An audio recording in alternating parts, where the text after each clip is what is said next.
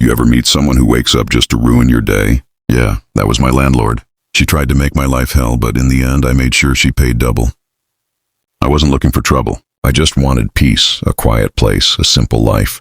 But then I met Giselle, the kind of woman who thought power made her untouchable. She messed with the wrong tenant, because while she was busy playing games, I was quietly collecting proof. This isn't just a story about rent or rules. It's about revenge served legally, perfectly, and oh so satisfyingly cold. I'd been living in apartments for years. Thin walls, noisy neighbors, leaky faucets, the usual city nonsense. So when I found a duplex in a quiet neighborhood, owned by a friendly older gentleman who actually seemed reasonable, it felt like a win. He told me his name was Mr. Jensen. Polite, soft-spoken, and transparent about everything. Rent was fair, the place was clean, and he didn't hide any details. The paperwork was smooth, and I handed over a healthy security deposit without hesitation. Mr. Jensen smiled, shook my hand, and said, "If you ever need anything, just let Giselle know. She handles things on site." That name, Giselle, didn't mean anything to me at first. I figured she was a manager, maybe a retired lady who liked to stay busy. I couldn't have been more wrong. The first time I met her, she was standing on her porch, arms crossed, a permanent scowl carved into her face. I remember she didn't even say hello, just eyed me up and down like I was already breaking a rule. "You're the new tenant?" "Yeah, just moved in." "Uh-huh. Well, I like things quiet around here. No parties, no loud music, no guests staying overnight without permission." I forced a polite smile and said, "Got it." But inside, I was already wondering what kind of control freak I'd just moved next to. The next few weeks confirmed everything. She complained about where my friends parked, told me my trash cans were too close to her property line, and even knocked on my door once because my TV volume was echoing through her walls. It was ridiculous, like living under the thumb of an HOA president from hell. Still, I tried to keep things civil. I paid rent early, kept the yard clean, stayed quiet. I figured if I played by the rules, she'd run out of reasons to bother me. But Giselle wasn't looking for peace. She was looking for control. About a month in, I found out from a neighbor why she hated me so much. Apparently, she'd wanted one of her friends to rent my side of the duplex. But when the owner ran a credit check, the friend flunked hard. My application, though, perfect. So Mr. Jensen picked me instead. And from that moment, Giselle decided I was her personal enemy. She started with little things. Lost rent checks, ignored repair requests, petty notes taped to my door about violations that didn't even exist. One day, she screamed at my buddy for parking a few inches over the invisible line that divided our driveways. Another time, she rang my doorbell at 10:01 p.m. to remind me that quiet hours started at 10 sharp. It was annoying, but not unbearable. I told myself it wasn't worth fighting over. I was only there temporarily. My lease would be up soon, and then I'd be gone. But as my move-out date crept closer, things got worse. One morning, I noticed the floor near my water heater was damp. At first, I thought maybe I'd spilled something. But after a few hours, it was obvious. The heater was leaking. Not gushing water, but enough to cause damage if left alone. So I decided to document everything. Every message, every ignored request, every passive-aggressive note. Screenshots, timestamps, photos, all of it. A week later, the leak got worse. I finally called a plumber myself, because at that point it was either that or risk water damage. The plumber confirmed the tank was cracked and needed replacing immediately. He gave me an invoice, which I paid, and then I sent Giselle a copy. "Fixed it myself since you weren't responding," attaching the bill for reimbursement. 2 hours later, for the first time in weeks, she replied, "You weren't authorized to make repairs. We won't be reimbursing you." I took a deep breath and smiled. This was perfect, because now I had proof of neglect. Her refusal to fix an issue that could cause property damage. And in most states, that's a legal violation for landlords or managers. Still, I didn't mention it. Not yet. Instead, I thanked her politely and said I'd handle things as per the lease agreement. She probably thought I was backing down. But really, I was just setting the stage. When my final month rolled around, Giselle suddenly got very interested in inspection procedures. She started walking around my property unannounced, snapping photos through my windows, and even once entered my backyard while I was at work. I caught her on my security camera and confronted her about it. "You can't just come into my yard like that." "I'm allowed to inspect any time I need." "No, you're not. That's illegal without notice." She smirked. "You can call whoever you want, sweetheart." The lease gives me full access. She was wrong. And I had the clause in the contract highlighted. 24 hours notice required for any inspection. So I sent her an email quoting the section word for word. She didn't respond. At that point, I knew exactly what was coming. She was going to find reasons to keep my deposit. Dirty carpet, scuffed walls, imaginary damages, anything she could write down. But I had a plan, and it involved her boss, the real property owner. See, most tenants forget one crucial thing. Property managers don't own the property. They just run it. And often, the owner has no idea how nasty or manipulative their manager actually is. I waited until the last week of my lease. Then I drafted a calm, professional email to Mr. Jensen. Hi, Mr. Jensen, hope you're doing well. I just wanted to give you a quick update before I move out. Overall, I've loved living here. Great property, quiet neighborhood. But I wanted to make you aware of a few issues with the management process under Giselle. I've attached a record of emails, maintenance requests, and photos documenting a few concerns. Thank you for your time. I attached everything, the ignored repair requests, her unauthorized entries, the rude notes, and even the plumber's invoice. I didn't accuse her of anything extreme. I let the evidence speak for itself. Less than 24 hours later, I got a reply. Thank you for bringing this to my attention. I wasn't aware of any of these issues. Please leave the keys in the mailbox on move-out day, and I'll handle the final inspection personally. Perfect. When Giselle saw him show up that morning instead of me, her face twisted into something between confusion and panic. She tried to greet him with fake politeness, but he walked right past her to inspect my unit. He saw how clean everything was, how neatly I'd left the place, spotless floors, fresh paint, even the garden trimmed. He spent 10 minutes looking around before saying quietly, "You took good care of the place. You'll get your full deposit back." Giselle's jaw dropped. "But sir, I have a list of damages." "No, Giselle," he interrupted. "I think I've seen enough." She glared at me, furious but silent. And that's when I realized I wasn't done yet, because she had made my life miserable for months. And while getting my deposit back felt good, it wasn't enough. Not after everything she'd pulled. A few days later, I got an idea, one that would make sure she learned her lesson the hard way. Remember how I'd been documenting everything? Well, I had her written confirmation of ignoring maintenance issues, illegally entering the property, and refusing to reimburse valid repair costs. All of that could easily qualify as a violation under state rental law. So I filed a formal complaint through the local housing authority. It was simple, just an online form. I uploaded the screenshots, camera footage, and repair receipts. 2 weeks later, I got a call from a polite man at the city office. He asked a few questions, confirmed the details, and thanked me for my time. Apparently, they'd received multiple complaints about the same manager in the past year. My report just added fuel to the fire. A month later, I got an email update. Giselle had been fined for unlicensed property management and multiple tenant rights violations. Her name was even listed publicly in the city's violation record. But the best part? Mr. Jensen fired her. He personally called me to thank me for being respectful through the process and apologized for everything. She won't be managing any more of my properties. Thank you for handling things so professionally. I told him I appreciated it, and that I hoped the next tenant got the peaceful home I'd originally signed up for. When I hung up, I couldn't help but smile. Giselle thought she could bully me, manipulate the system, and get away with it. Instead, she lost her job, her reputation, and her fake power, all because I played by the rules better than she did. Sometimes revenge doesn't need shouting or screaming. Sometimes it's just quiet, calculated, and perfectly legal. After all that, I moved out peacefully.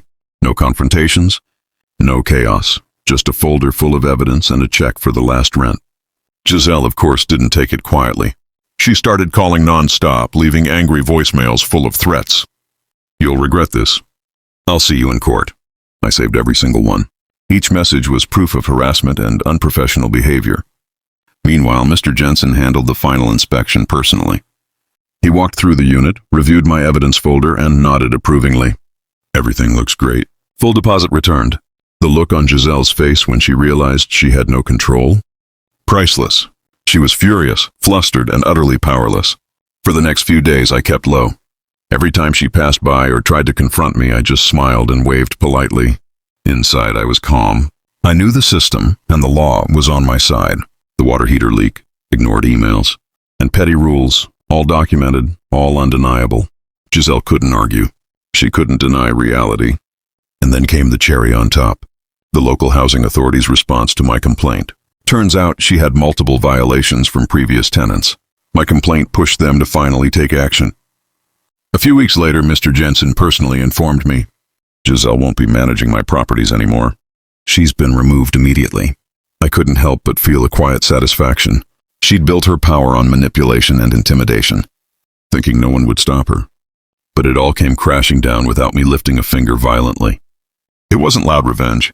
It wasn't humiliating her in front of neighbors. It was clean, legal, undeniable justice. Meanwhile, I had already moved into my new apartment. Smaller, quieter, peaceful, exactly what I'd wanted. The walls didn't echo with her yelling anymore.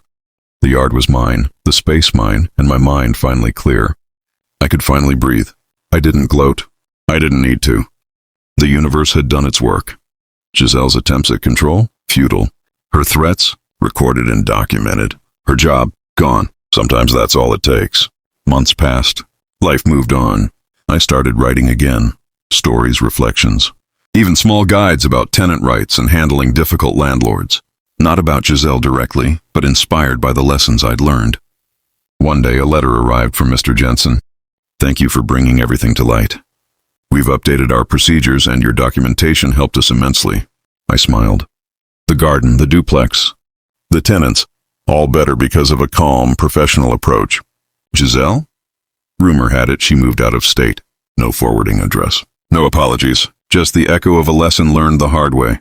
Revenge doesn't need fire or chaos. It can be quiet, methodical, and perfect. It can be peace, integrity, and reclaiming your own life. And sometimes, that's the most satisfying justice of all. After the dust settled, my life finally felt calm. No more emails ignored, no more surprise inspections, no more petty harassment.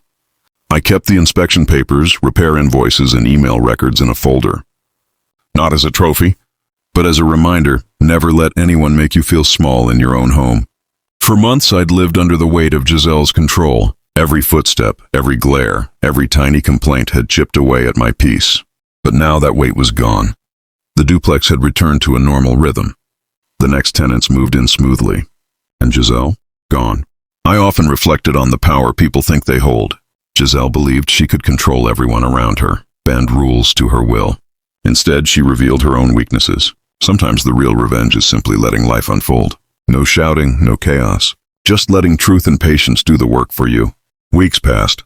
Life became routine again. I moved into my new apartment. Smaller, quieter. A space that truly felt mine. The walls didn't echo with tension. The air didn't carry footsteps of anger. I started focusing on work, hobbies, and writing. The past was a folder on my shelf, neatly organized. Evidence of patience and strategy. One day, a letter arrived in my mailbox. Thick paper typed. No return address. I thought it might be a prank or one last act from Giselle. It wasn't. It was from Mr. Jensen. He thanked me for my professionalism, for helping him see the truth. Apparently my documentation had prompted other tenants to come forward. By then, Giselle's little empire of manipulation had started collapsing. She was being investigated for fraud and had been taken to small claims court by 2 tenants. I read that line twice, not out of gloating, but out of quiet satisfaction. Justice, in its methodical way, had done its work. From that day on, I stopped checking neighborhood gossip, Facebook groups, and tenant forums. I didn't care about rumors, complaints, or whispers. The truth had surfaced, and that was enough. I continued my routine, grocery shopping, coffee in the morning, walks around the city. Sometimes I ran into Mr. Jensen. He was lighter, more relaxed, relieved that the duplex was finally in good hands. Giselle had left town. No forwarding address. No control. No threats. I realized something crucial. Revenge isn't always about payback or humiliation. It can be quiet, clean, and controlled.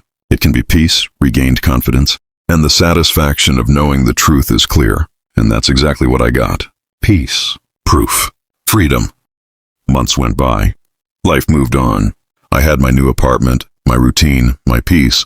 The duplex felt like a distant memory. The tension, the arguments, Giselle's constant scrutiny, all faded. I started writing again. Not about her, not directly, but inspired by the lessons I'd learned. Stories about people who misuse power, control, and authority, and how patience and proof can expose the truth. I remembered every detail of the duplex, the leak, the ignored emails, the petty complaints. Every frustration became a lesson. Every inconvenience became an example of how to handle conflict calmly and professionally. And sometimes I'd think of Giselle, her scowl, her sharp voice, her futile attempts to intimidate. But the thought no longer angered me. It was a reminder of how small people appear when their power crumbles. One weekend, while cleaning old files, I stumbled across the Landlord issues folder. Every email, every invoice, every photograph, still neatly organized. At the bottom, one last unopened email. From Giselle, dated 3 days before she moved out. I opened it. Barely 2 lines. You think you won, but people like me don't lose. We just wait. No apology. No acknowledgement. Just the same delusional sense of superiority. I laughed quietly. Not out of anger, but disbelief. She hadn't changed. Even when her world collapsed, she needed the illusion of power. I deleted the email. Permanently. No screenshots, no response. Just gone. That was my closure. No fights, no shouting, no chaos. Just the satisfaction of walking away, with proof, dignity, and peace intact. That night I sat on the balcony with a drink in hand, watching city lights flicker like small victories. I realized something important about revenge. It doesn't have to be dramatic. It doesn't need destruction. The best revenge can be quiet, patient, and methodical. It can be moving on, with receipts, with dignity, and your sanity intact. While the person who wronged you unravels under the weight of their own choices. Weeks later, I got a call from Mr. Jensen. His daughter had asked for help drafting lease templates, and he wanted me to assist. I agreed. It felt strange, but right. Taking what once caused frustration and turning it into something productive. Some doors once closed can open to better opportunities. And sometimes, the greatest revenge is simply living well and leaving the chaos behind. By the time I left the duplex, everything felt final. I had walked through every room, inspected every corner, and left nothing to chance. The water heater closet was fixed. The floors sanded, the trim repainted. Even the faint smell of lemon cleaner lingered. Ordinary, unassuming, yet satisfying. I left the inspection papers in a folder in my desk, not as a trophy, but as a reminder. Never let anyone make you feel powerless in your own space. I moved into my new apartment with a calm mind. No scolding, no petty complaints, no unsolicited inspections. Everything was orderly, quiet, and mine. Sometimes revenge isn't about destruction or confrontation. It's about reclaiming your life. Slowly, quietly, methodically. Life in the new apartment was peaceful. I woke up early, made coffee, opened the curtains, and enjoyed mornings that felt unclaimed by tension. I occasionally thought about the old duplex, about Giselle pacing her porch, furious that her control had ended, about Mr. Jensen finally seeing the truth. And I realized revenge doesn't have to be fire. It can be still water, calm on the surface, deep enough to drown the lies that tried to pull you under. Letters arrived from Mr. Jensen, thanking me for helping him uncover what was happening. Other tenants came forward. Giselle's manipulation started crumbling. Peace, integrity, and patience. Sometimes that's all it takes. A few months later, life had fully returned to normal. I kept writing, stories inspired by patience, justice, and quiet victories. Not about her directly, but about lessons learned. I ran into Mr. Jensen occasionally. He looked lighter, happier, relieved that the duplex was finally in good hands. Giselle had moved out of state. No forwarding address. No control. No threats. And I understood the real power of revenge. It isn't about making someone suffer. It's about reclaiming your peace, your confidence, your space.